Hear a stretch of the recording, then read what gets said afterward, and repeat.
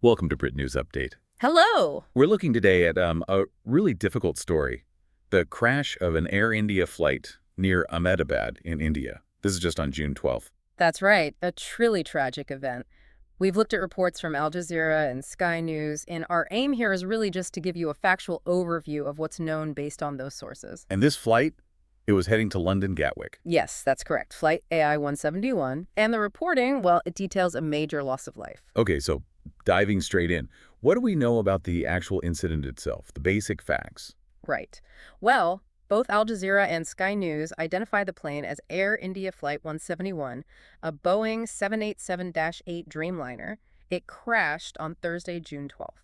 And very quickly after takeoff, I understand. Extremely quickly, Sky News reported it reached only about 625 feet in altitude. It crashed less than a minute after it left the runway. Less than a minute, wow. Yes, and Sky News also mentioned CCTV footage. Apparently, it showed the aircraft, visibly struggling to gain height with the landing gear still down. And the crash site, it wasn't on the open, was it? No, absolutely not. That's a key point in both reports. It came down in a residential area called Meghananagar. Meghananagar. Yes, the Director General of Civil Aviation confirmed this. It hit residential quarters and also the mess hall of the BJ Medical College there. Oh, dear. Sky News included images, too, showing, well, parts of the plane, the tail section sticking out of a building, wings detached. Just a devastating scene. And the human cost. Yeah. The numbers are just, well, staggering. They really are. Sky News reported 242 people on board. Al Jazeera's figure was 241, including the crew. Right.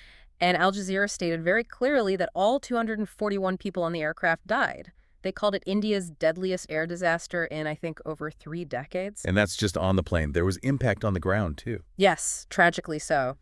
Al Jazeera detailed this particularly. Dozens killed on the ground. That included students in the mess hall when it was hit, and several others injured. So the total number? It's still perhaps being finalized. Sky News mentioned that an initial figure of 204 bodies recovered might include victims from both the plane and the ground. Amidst all this, was there anyone who survived? Remarkably, yes. Both sources mention one confirmed survivor from the aircraft, a British national named Vishwash Kumar Ramesh. One person. Just one. Sky News even reported his own account of how he managed to escape the wreckage somehow. Quite extraordinary, really. And Al Jazeera seemed to focus quite a bit on the individual stories, didn't they? Trying to put faces to the numbers. I did, yes. Which is so important, isn't it? They highlighted people like Sahil Patel, who'd apparently just won a UK visa lottery, a family, the Syeds, returning to London after Eid, a medical student, Rakesh Diora, killed by debris in that mess hall, Just heartbreaking stories. and an Air India crew member named Irfan, too. It also highlighted the grim task of identification. Many victims, Al Jazeera reported, were badly burned, needing DNA tests. Right. And remains wouldn't be released for 72 hours following postmortem procedures. You can only imagine the wait for families. And the reports also touched on the wider impact, the grief. Yes, Al Jazeera described scenes of grief at the hospital. They spoke to a local resident, Tara Ben, who heard the crash and feared for her neighbors in that densely packed area. There was also an account from a rescue worker, Tawfiq Mansouri, about the emotional toll, particularly finding a young child. And they mentioned a rickshaw driver, Rajesh Patel, badly injured by the heat from the fire. Okay, let's turn to the investigation. What do the sources say about why this might have happened? Well, the crucial point from Sky News is that the cause is officially unknown right now. It's very early stages. Of course. But there are some initial indicators. An aviation expert, Julian Bray, told Sky News he understood the pilot might have made a mayday call, which suggests the crew knew something was seriously wrong, and importantly, one of the black boxes, the flight recorders, has been recovered. That's key, isn't it? Absolutely vital. Sky News' science correspondent, Thomas Moore, talked about possibilities they'll be examining using that data. Things like engine failure, although he noted a Dreamliner can fly on one engine. Right. Or potentially bird strike, maybe affecting both engines given the low altitude. So that low altitude struggle, the possible mayday, these early bits of information point the investigation in certain directions. And what about the response from authorities, the airline? Sky News detailed responses from both the UK and India. Here in the UK, Sir Keir Starmer and King Charles sent condolences.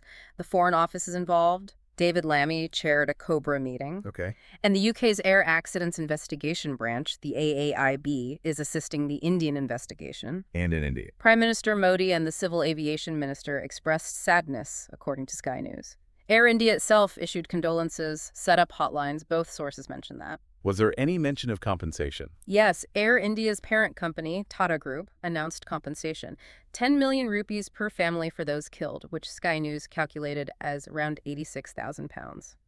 And just as a side note, Sky News also reported that Boeing shares fell quite sharply, nearly 8% in pre-market trading in the U.S. after the news broke. Right. So pulling all this information together from the sources for you listening, what's the picture that emerges? I think what really stands out from these reports is the sheer speed and the concentration of the devastation happening so soon after takeoff, hitting a populated area.